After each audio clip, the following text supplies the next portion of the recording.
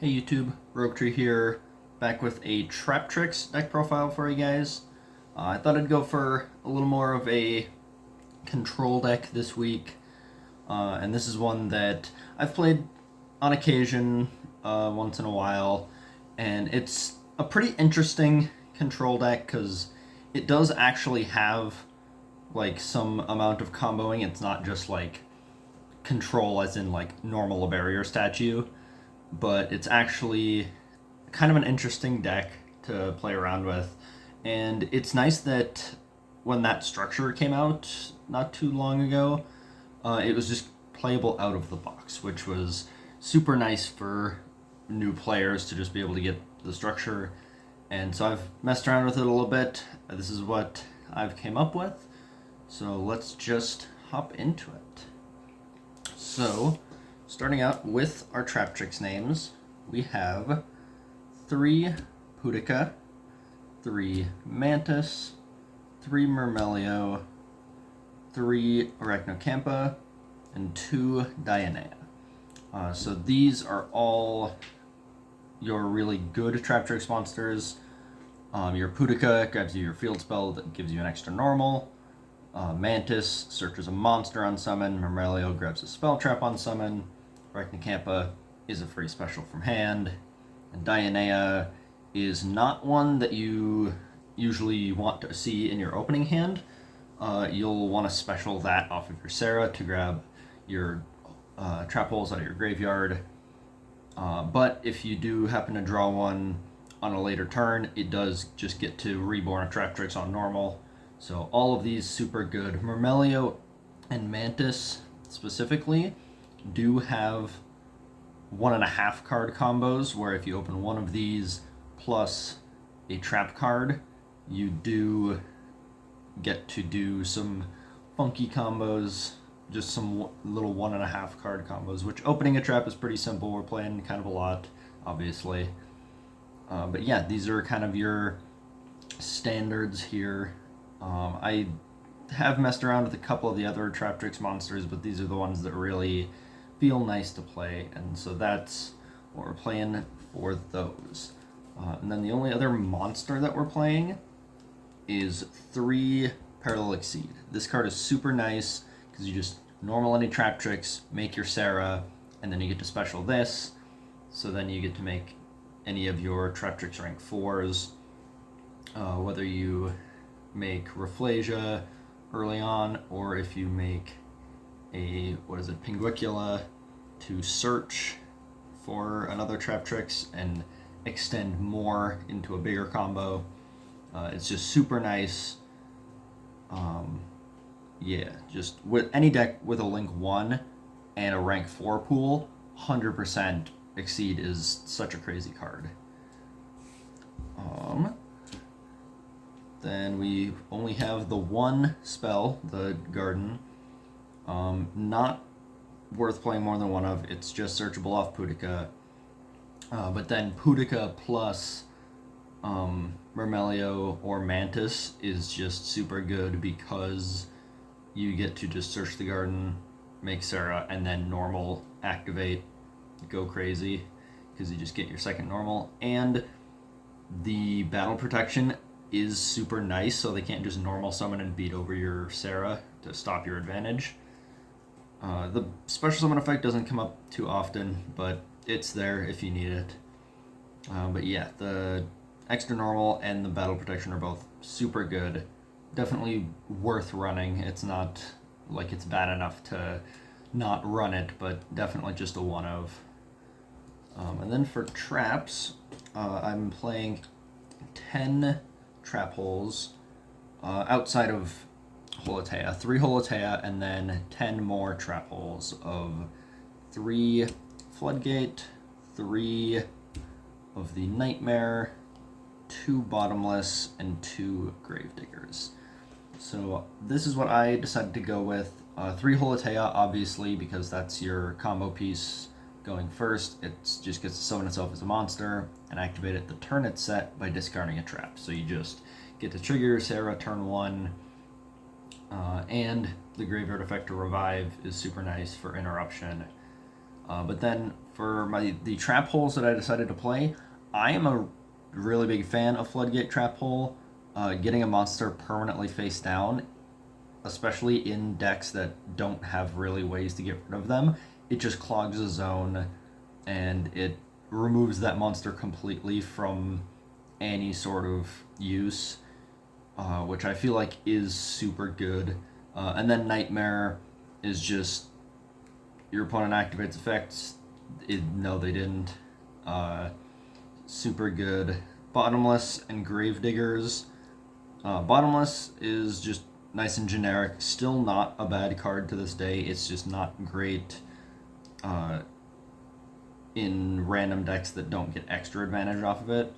But with being able to get so much advantage off playing your trap holes, Bottomless is very good generic stuff. And the two Gravediggers, those are for your Rafflesia mostly, so that if you make an early Rafflesia and you're doing a combo that takes more than 5 summons, you can negate Nibiru with this, actually.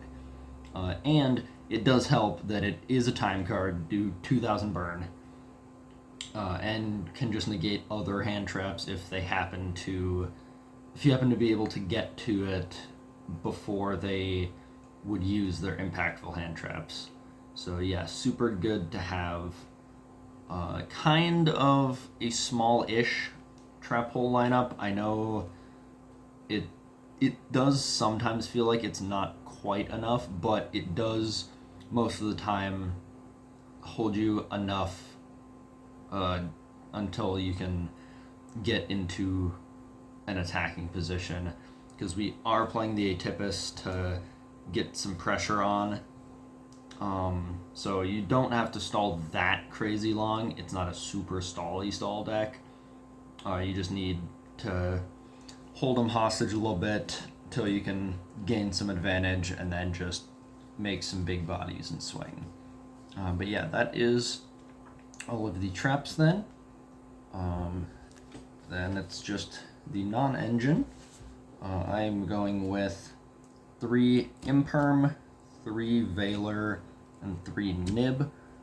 Just 9 non-engine in this one. You've got a lot of interaction with your trap cards anyway, so you're not playing as much non-engine.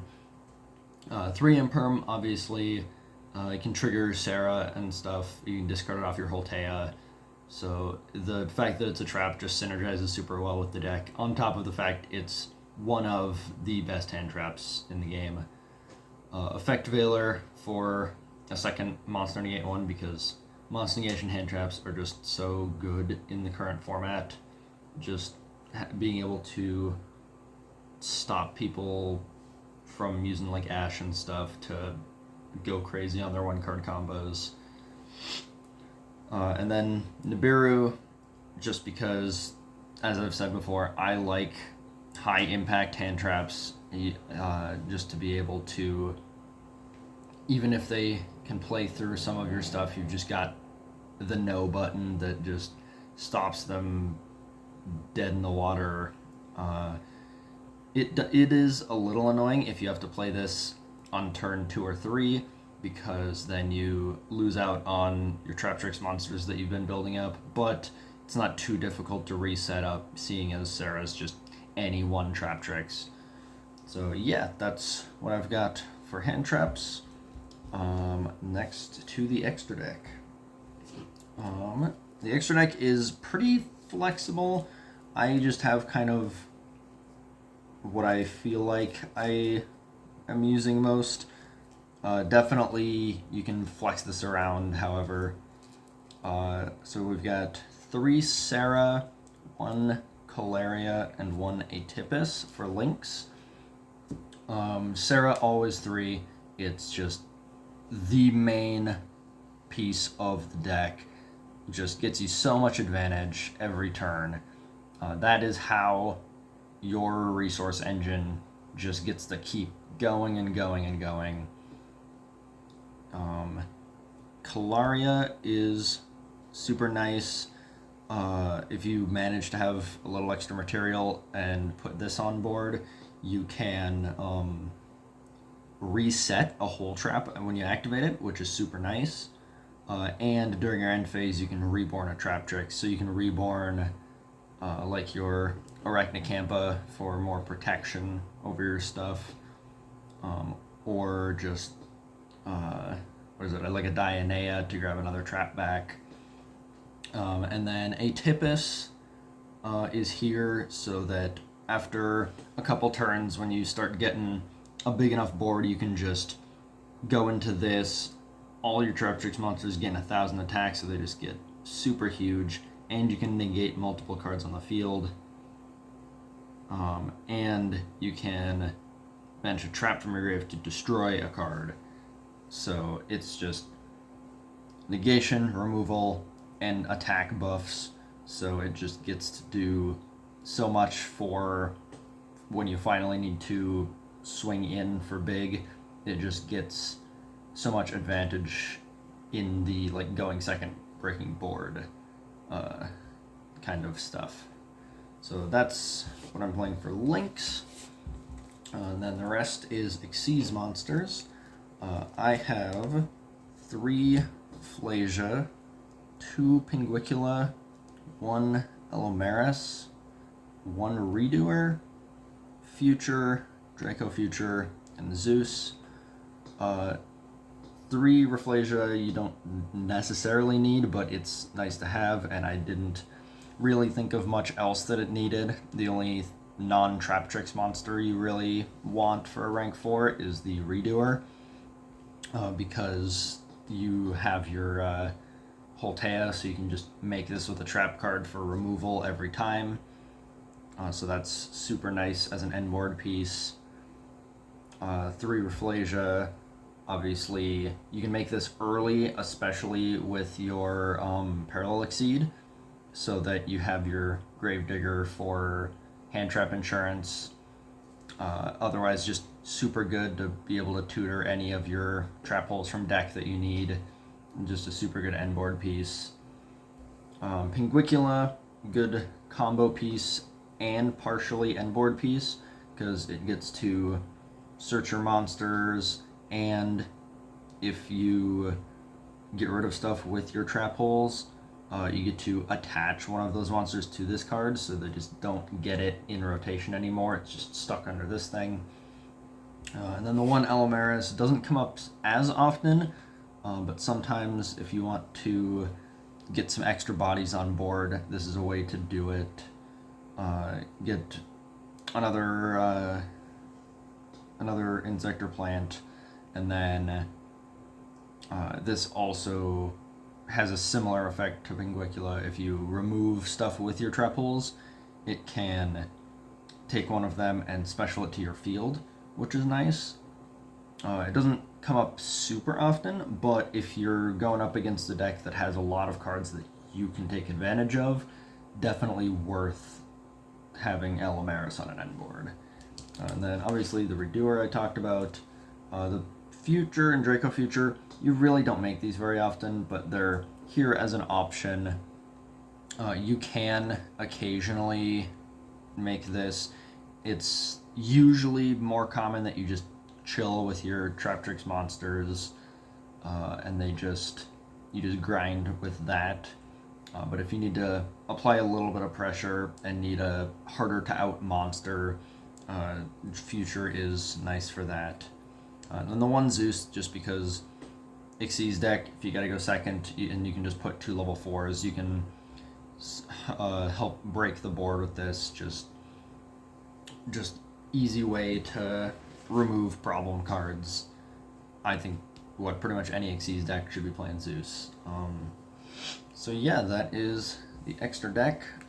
So for the side deck, because we have the trap card synergy, I am playing, for going first, 3 Dimensional Barrier, and for going second, 3 Evenlies.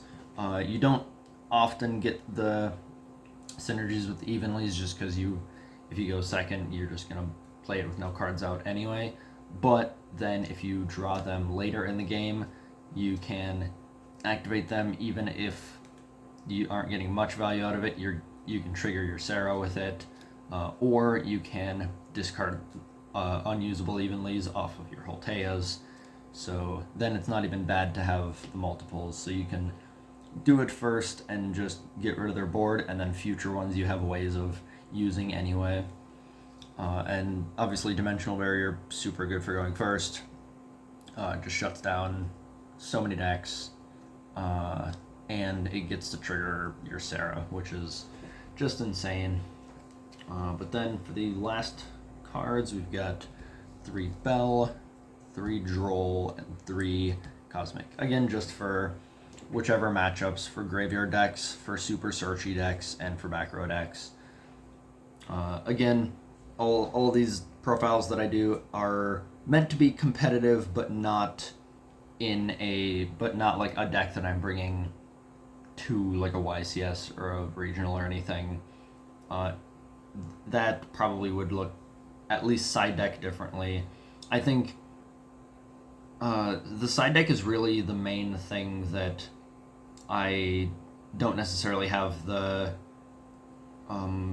professional expertise on, because I haven't been to many big tournaments, but I think if you go there you would just be more focused side deck.